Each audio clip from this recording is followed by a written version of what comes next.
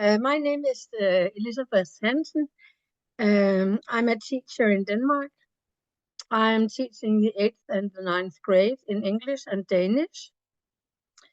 And I've been a teacher for 38 years. I've got 36 years at the same school. So I'm quite known there.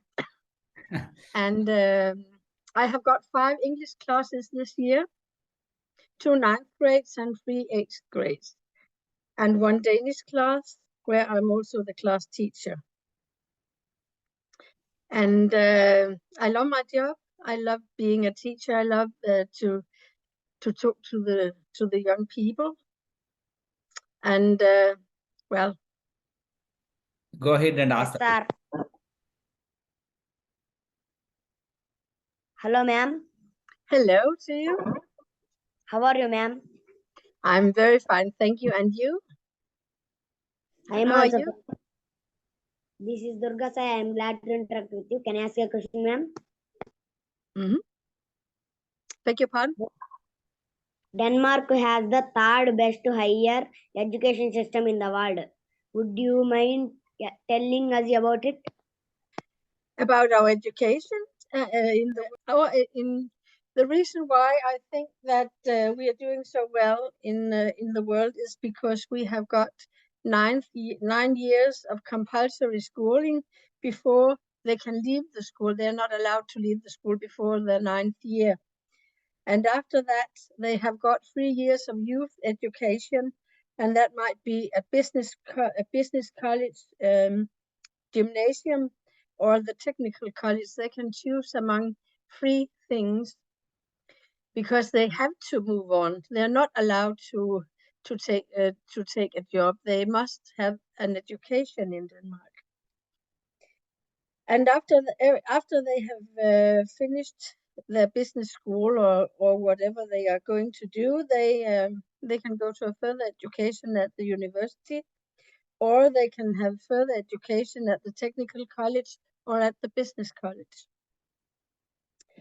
Our government, they really want all the young people in Denmark to get an education, and it's free for them. It doesn't cost anything, and they'll get money as long as they study. Every month they get an amount of money so that they can cope with their lives and live on it. To the youngest, they do not get so much because they live at home at their parents' place, but they get everything for free in the educational system in Denmark. It's paid over the taxes. Wow.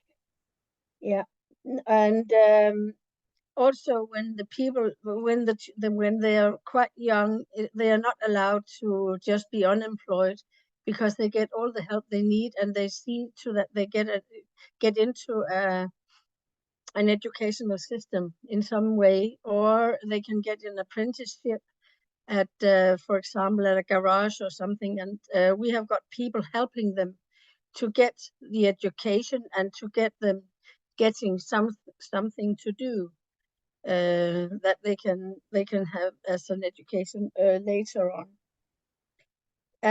Because when they're in their teens and their 20s, they can get help. I think it's till they're 25 they can get help. They are following them till they're 25 years old. Some of them also work after school, because lots of our young people, they really love the money. So many of them have got jobs. Also in my 8th grade, I think I've got 6 or 7 young of them. They have got work at a garage or at a shop, where they help and they get paid for it.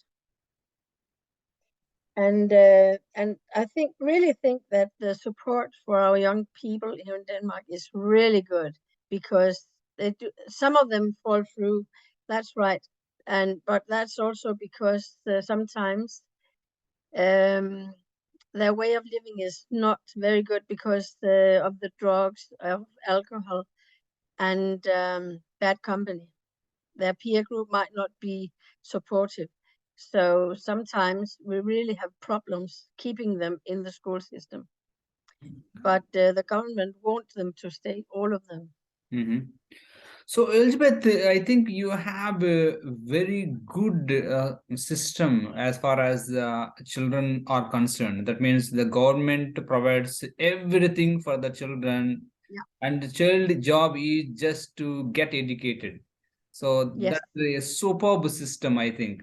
So I have a few questions regarding that, and I think that you are working in a public school. So Yes, I am. yes, do the students in a public school get any other incentives other than the money? I mean, free textbooks, free uniform, and free meals. And do the students have such a facility in their schools? They have their school books. That's for free, but no, not the meals. They bring their lunch packet to school, and we haven't got a canteen or anything. We have got a little shop selling bagels and small bread and juice and water, because we are what we call a healthy school. Sugar is not allowed during school time. Okay. So it's if they want to bring something for the other students when they've got birthday, it has to be buns and or fruit or So vegetable. that means a lot of restrictions in using the sugar. Am I right? That's right. So it should be the health consciousness of the students. It's the initiative taken by the government. It's a local decision where we have decided that they are not allowed to have anything not healthy food, because they concentrate better on healthy food and vegetables and fruit. Okay. Because if they get too much sugar, they can't concentrate during lessons. Absolutely. And when it comes to computers, they have to bring their own computer. Oh. We haven't got money enough to support them with both the books and the computers. But every one of them have more than one computer, I think. I asked today, or if they also had television in their rooms at home, and one of them said, "I have two." So Provides the money to each and every student every month. yes. So is that money enough for the student to survive for a month without depending on the parents? It's totally free to go to school in Denmark. It doesn't cost the parents anything, and because we are working for the government or the commune, if you, for the region, and the only thing they have to do, the parents, give them a lunch packet and see that they come to school. Oh.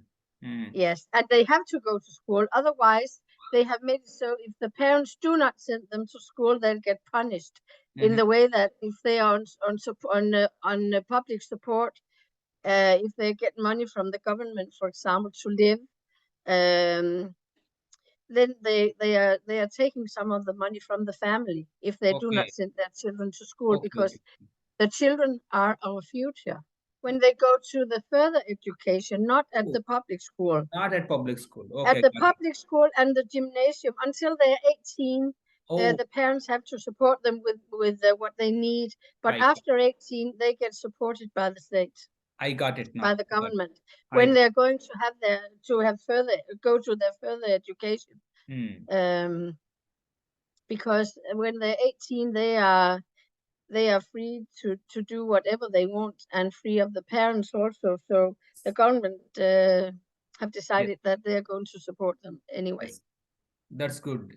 Sindhu, over to you. Yes, sir. Hello. This is Sindhu, a 6th grader. I would like to ask a question, ma'am. What kind of culture shock can you expect in Denmark? Oh, yes, it's the one with I actually asked my students today what I should tell you, and they said that maybe it would be that if you came to our school, you will find that our students, they are quite free in their conversation with us, because the way they interact with their teachers is really like friends. They do not need, they can say anything to us, and we can discuss everything. And also that they have a lot of choices when it comes to education and spare time jobs, because they can choose whatever they want if they have got grades for it. And also that lots of them have got the spare time jobs. And then they also said that they are free to go to parties when they're in the 8th and 9th grade. And lots of them also drink alcohol at parties in the weekend from the 8th grade and up. Some of the students in 8th grade have tried alcohol. Oh. And also some of them also smokes. I discussed it with them today. I asked, why do you smoke? Well, our friend smokes. That might be a culture shock. Okay. And then they have also lots of of consumer goods. They've got computers, mobile phones, television, and they spend hours a day on social network and social media. They spend lots of time on that and write together and post a lot on TikTok and places like that. And then lots of them also play football and some of them go to modern dance and fitness. And I think they have got too many choices, but they don't think I'm right. So I think that would be an eye-opener.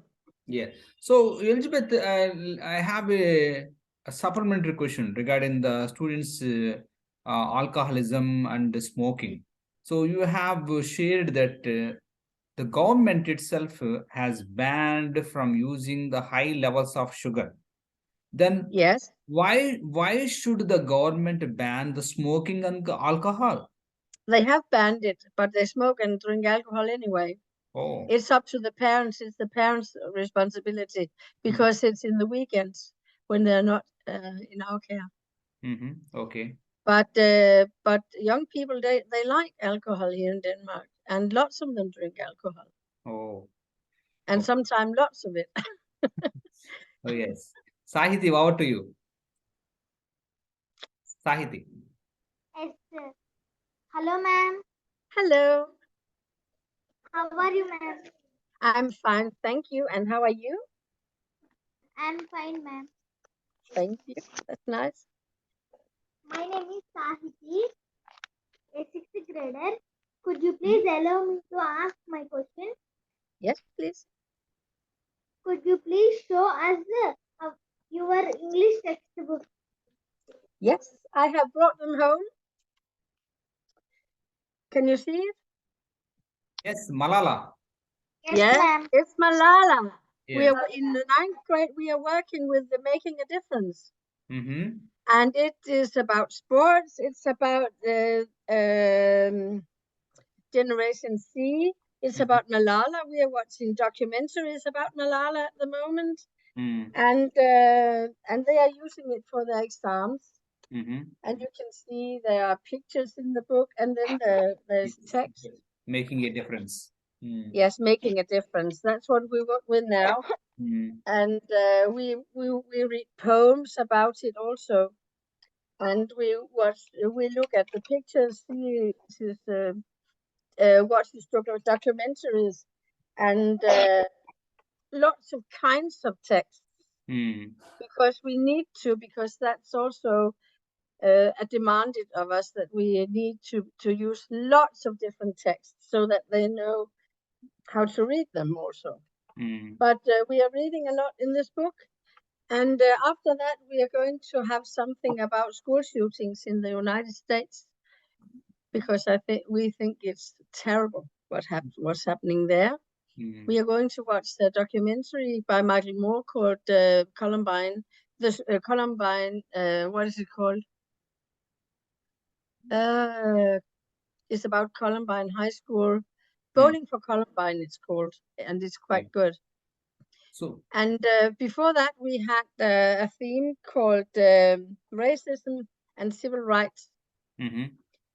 where we started in the history about the slavery, and then talked about what's happened with the black people in the United States, and these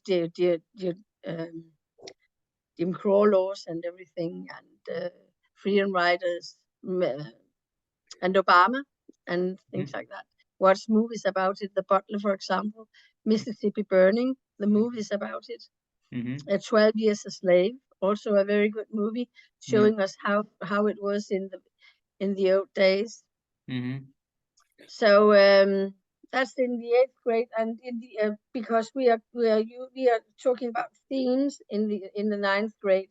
In the 8th grade, we follow a book series called P.H.S. We have got that from the 2nd grade and up. Yeah. That's good. Yeah. Pit stop. And also a lot of different texts Mm-hmm. and themes, because in this book we have got different themes. At the moment we are working with extreme sports, but this is about fame, it's about brain power, fear factor, cyber me, challenges, and New York. And we are at the moment talking about challenges, where Okay. they are making their own extreme sports race Mm-hmm. in groups. Mm-hmm. And we are discussing many subjects during a lesson. Okay, that means you have contemporary topics rather than the topics of the past. So most of your textbooks deal with the contemporary aspects. Am I right? Yes, that's right. Okay. So how often do you change the textbooks? That means once in a year time, or once in a 5 years time. How often do you change the textbooks, and who prepare these textbooks meant for the Denmark students? Uh, that's a book firm called, this is from Alinea. That Mm-hmm. is the firm making this book. We have got many firms making Okay. books. Mm-hmm. And this, we have had this series in, I think, 10 years or something like that now. Mm-hmm. And we have got a new book for each year. Mm-hmm. So, and this is number 8th year Oh. in with this book. Oh. So we have a new book every year, Mm-hmm. but they borrow it and give it back when the year is over. So lots of students have had this book. Yes. So that means you change the book for every year. A new Yes, book comes into the old one. Am I right? yes, Mm. yes.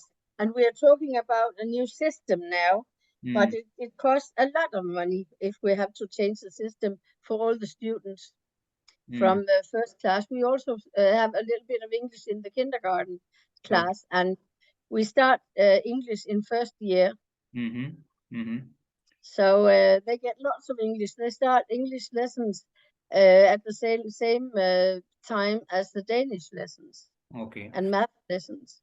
So how are the students tested in the subject English? Are they tested on the grammar, or the communicative skills, or vocabulary? In what aspect the students are tested? When they finish school, they have got reading comprehension, listening comprehension, um, grammar, and essay. Mm-hmm. And that's the written part of it. And then they have got an oral exam also. They're going to prepare, for example, when we have this making a difference, so they can choose that they want to talk about Malala, and Oh. then they are making an outline, and then they do the exams, and after when they have told what they have what they Yes. have prepared, they're going to draw a piece of paper, and then they are going to discuss a subject from all the other texts we have read during the year with me and the Okay. censor. So that means passing in English exam is mandatory for every student. And how many marks he needs to score to qualify? I mean, It to depends. It yeah. depends on what they want, because they need a 2 to go to the schools, Mm, unless they want to go to a conversation. Because if they score lower, They can go to a conversation, and the school they want to attend Okay. can discuss if they want to let the student in anyway. Okay. But if you want to go to the gymnasium and have a higher level, a GCSE, you have to have a 4. Because we have from -3, 0, 2, 4, 7, 10, and 12. But if you want to be a doctor in Denmark, you have to score over 10 at the gymnasium to get in. I understood. Okay, thank you. Sai Surya, over to you. Okay, sir. Thank Hi, you, ma'am. Hello. I'm Saisuya, a 7th grader. I would like to ask a question. Can I ask? Yes, please. Do schools in Denmark wear uniform? No, we do not. They can wear whatever they want as long as it's decent. They can wear casual clothes. They can have jeans on, or they can have a skirt, or a dress, or what they want to wear. Also shorts in the summertime. At the moment, they have got lots of clothes on because it's really cold in Denmark, and in the classroom we have only got 19 degrees Celsius because we have to save and be very careful about the heating system because of the money. It's very expensive to heat the houses in Denmark at the moment, and in all of Europe because of the war in Ukraine. Yes, I understood. Yeah. Yes. Subramania But Srinivas.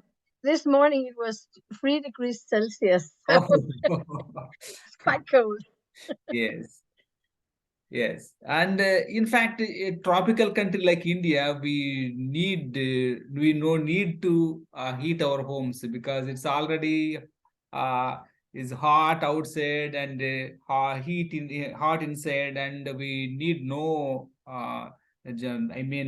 the system to heat our homes. But for the first time in my life, I experienced the system in USA. When I was in USA, I experienced the heating system. So because it was so cold outside, and we need to use the heaters inside the home, and I realized the importance of the heaters. Yeah, but you need an aircon. Yes. Because it's quite hot at your Yes, place sometimes. absolutely. We Subramania, love to go to Thailand, so we can understand what yes. what you're telling us. Subramanian. Hello, ma'am. Hello, How are you, ma'am? I'm fine, thank you. And you? How are you? I am fine, ma'am. Glad to interact with you. I would like to ask a question, ma'am. This is Subramania Srinivas, the 7th grade student. I would like to ask a question. Can I ask, ma'am? Yes, you can. Denmark schools give homework. Yes, they have got lots of homework, and they say they have got too many also. They in every subject they've got homework, and many of them they spend 1 or 2 hours at home every day to make their homework. Okay. Because we can't do all we have to do and the demands from the government unless we give them homework. Okay. Nagalakshmi, what? Thank you, ma'am. You're welcome. Yes, sir. Hello, ma'am. This is Nagalakshmi, a 9th grader. Can I ask one question, ma'am? Yes. Are Danish people tall? No, not all of them. Some are. I'm not. I'm 1 meter and 52 centimeters. So I'm one of the small persons here in Denmark. But it depends on who it is. And my husband is 185. So he's quite tall, but I'm small. So, and it depends on who you are and which family you come from.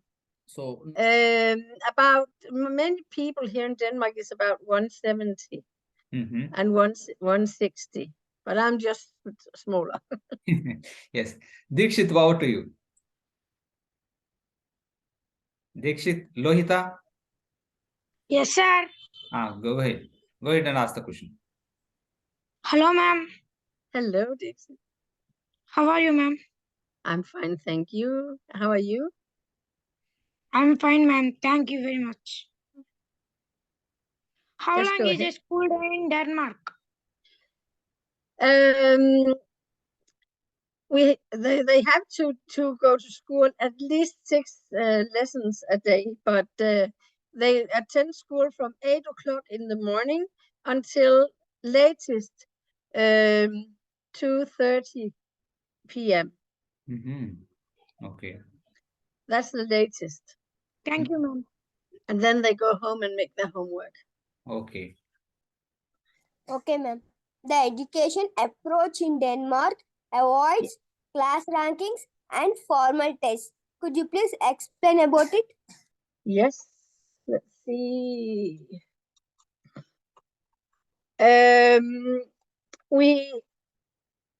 We grade the students from 8th grade because not before, because we think that they should be allowed to be children and not being graded, because we think that it will set back some of the children.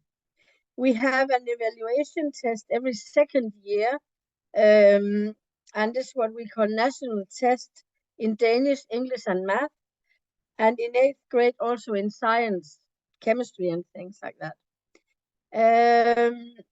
We also think that the children learn better in the smaller classes if they enjoy learning. And what we can see is that they sometimes feel pressure when they have all the tests. But we also try to tell them that the importance of getting an education. And we do not think that we need all the tests to allow them to get to the next class, because we think that there should be, in Denmark, we have this rule that there are room for everyone in the school system, no matter who they are, what they are, how much they can learn, because everyone is going to be equal in the school system in Denmark. Okay. And we have to teach everyone, no matter how much they can, how much they know, or how much they want to. Okay, that's quite interesting. Okay, Tedipya, over to you. Thank you, ma'am. What makes the Danish people so happy? I think that the Danish people feel safe because of our social system. They are not afraid of being hungry or anything, because they can get money from the social security. And we do not have many homeless people, and the people are only homeless if they do not want to get help, because in Denmark everyone should be supported in some way, and the system gives them money if they haven't got any, so that they can survive and have a roof over their heads. And I think that the Danish people, they love eating, they love to be together with the family and with friends, and they love to invite people to their homes and have a nice time together. And we also like to enjoy ourselves, go out to dinner, to concerts, to the theater, and we just love traveling also. And we do not suffer in any ways. And my students also said in the 8th grade today that if they want to do something, they can just do it, because they're not afraid that they haven't got any money. Okay. Because in some way they always can get some money, either from the parents, or if the parents can't, they'll get support from the state. But because they do not worry about the economy, they can just enjoy themselves and be together with a peer group, with their friends, and hang out with them in the spare time. But what we are working for now here in Europe is to stop the war between Ukraine and Russia, because it's unsafe. And we do not know what's going to happen next. And the children here in the Danish schools are also a bit scared about it, because they have never experienced something like that before. At our school, we have lots of Ukrainian children, and we have lots of refugees from Ukraine, and they have a hard time. And we are trying to support them and take them in as much as we can. We have got 18 Ukrainian children at our school, for example, and they are also together with the other children, and they are playing together. But it's really hard on the Ukrainian people. Yes, it's a really unfortunate to witness such things in this world. It's a global problem.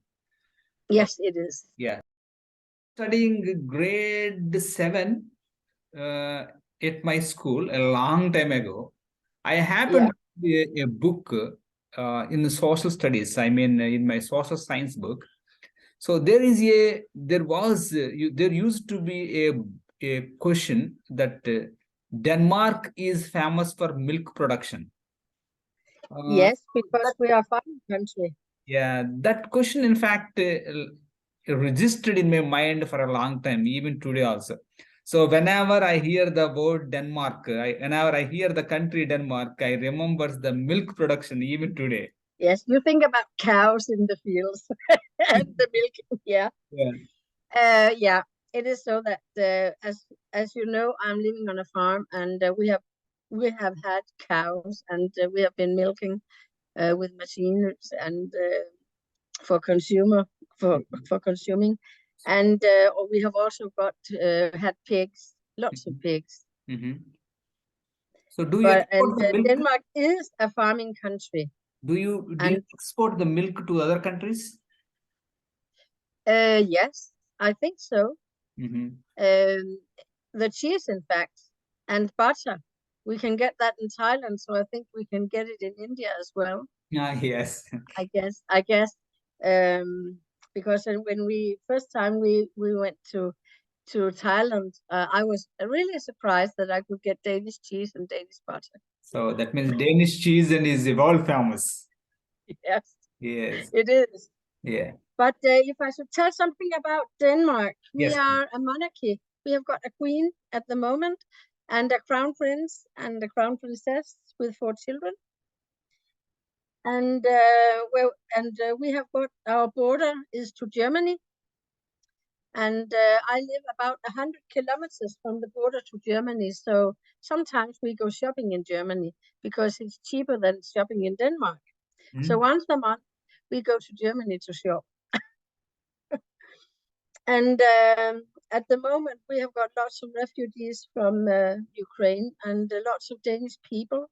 Danish men have taken their car and have driven to Poland, to the border to Ukraine, and picked up families who needed to get away.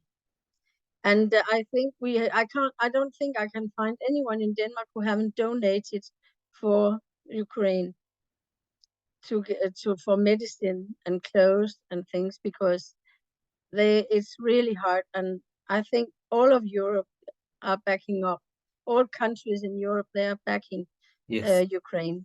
Yes, they deserve. At the moment, they are discussing how many tanks they're going to send to Ukraine, and missile systems they're also sending. Yes. And we have also got the Ukrainian soldiers in Denmark to learn to use the equipment we're sending down there. Yes, they need support, badly need support, in fact. But in Denmark, we are 5,910,577 inhabitants, people here in Denmark. Not much, but we are here. And we have got a famous person called Hans Christian Andersen. He wrote fairy tales, and he was really good at it. And I think you know some of the stories, Yes, The of Little Mermaid and things, I think. And then we have got some toys. We've got Lego, very famous, with the small bricks you're putting together to build. Mhm. And we have also got lots of classical furniture, because Denmark is very famous for their furniture. And as you also have been talking about several times, we have been said to be the happiest people in the world. Some would say it's right, some would say it's not true. And then we like food. Yes. We like food very much, and we got some rye bread, brown bread, and with slices of meat on. That's number one in Denmark, and the next one is chicken and potatoes and vegetables. That's the second most liked dish, and then three is pizza. But Mhm. that's Italian, but we love pizza in Denmark as well. But we love to make a nice dinner and eat it together with friends. And we are a member of the European Union. Mhm. And then but we have got a democracy, and we have got a really special government at the moment. We have just had election half a year ago, almost, and they made a government with more parties. We have got the Social Democrats and the Liberal Party and the Moderate Party. So it's a mixture of free opinions, and they have got they have got a vote. They have got members enough to rule the country. But Mhm. we have also got someone who opponents for that. So we are quite interested in where is this going to end. But I think they'll manage. They are now got 4 years to govern the country, and let's see how they manage that. Yes. But because they've got their ideas, and let's see, they're going to. We have got a day, 1 day off at the moment, called Storbededag, where they pray the Great Praying Day. It's called in English, and it's the sacred day in Denmark at the moment. It's one of the church days. Okay. And they have decided that because of because of the war in Ukraine, and we need money for our military, they are going to cancel that day as a holiday. Oh. And I promise you, people are demonstrating. They are signing. No, don't remove that day, because it's a holiday. We want to have our day off. And that's what's going on in Denmark at the moment. That's the big deal. It Yes. is if we're going to work one more day a year, or that, or what. And then we have got some world championships. Mm. We won in France in cooking, Mm. and we won in handball. Mm. Yeah, we got gold. And also in curling, we got gold. And badminton, we are good at badminton and tennis. Mhm. That's in sports. Also, we have got lots of sports teams, and the handball is really important for us. I have also played handball when I was young. Oh. Lots of people play handball and football in Denmark. Oh. For time being, could you please give a final message to my students? Yes, I would like you to study hard and to secure your future, because I know by experience that if you get a great education, you can do anything, and then you can control your own life and take care of yourself and cope with whatever comes to you. And good luck to all of you. Thank, And you are so nice. Thank you for meeting you. thank you so much, Elizabeth, for your time.